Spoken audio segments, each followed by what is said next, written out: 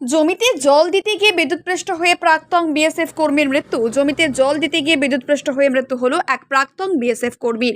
ঘটনাটি ঘটেছে রবিবার হলদিবাড়ি ব্লকের পার মেকলিগঞ্জ গ্রাম পঞ্চায়েতের 65 নম্বর দড়িপত্তনি এলাকায়। মৃত ব্যক্তির নাম জগদীশ রায়, তার বয়স 65 বছর। জানা গেছে, এদিন সকালে জগদীশ রায় তার বাড়ির পাশের জমিতে জল দিচ্ছিলেন।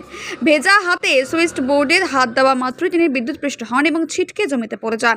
ঘটনাটি নজরে আসার পর স্থানীয় কৃষকরা দ্রুত ছুটে এসে তাকে উদ্ধার করে হলদিবাড়ি গ্রামীণ হাসপাতালে নিয়ে যান। মৃতের ভাই জানান, হাসপাতালে আনার পর জগদীশ রায়ের দেহে তখনও প্রাণ ছিল, কিন্তু অক্সিজেন লাগানোর মুহূর্তেই তিনি শেষ নিঃশ্বাস ত্যাগ করেন। এই মর্মান্তিক ঘটনার খবর পেয়ে হলদিবাড়ি থানার পুলিশ ঘটনাস্থলে পৌঁছয়। মৃতদেহ ময়নাতদন্তের জন্য মাথাভাঙ্গা মহকুমা হাসপাতালে পাঠানো হয়েছে। ঘটনা তদন্ত শুরু করেছে পুলিশ।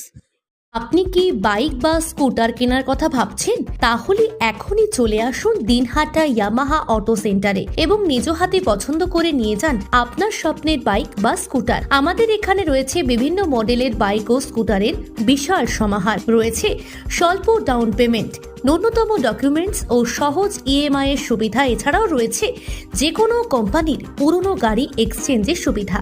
তাই আর দেরি না করে এখনই যোগাযোগ করুন দিনহাটা ইয়ামাহা অটো সেন্টারে। আমাদের ঠিকানা সাহেবগঞ্জ রোড, বয়েজ বিক্রিয়েশন ক্লাবের সামনে।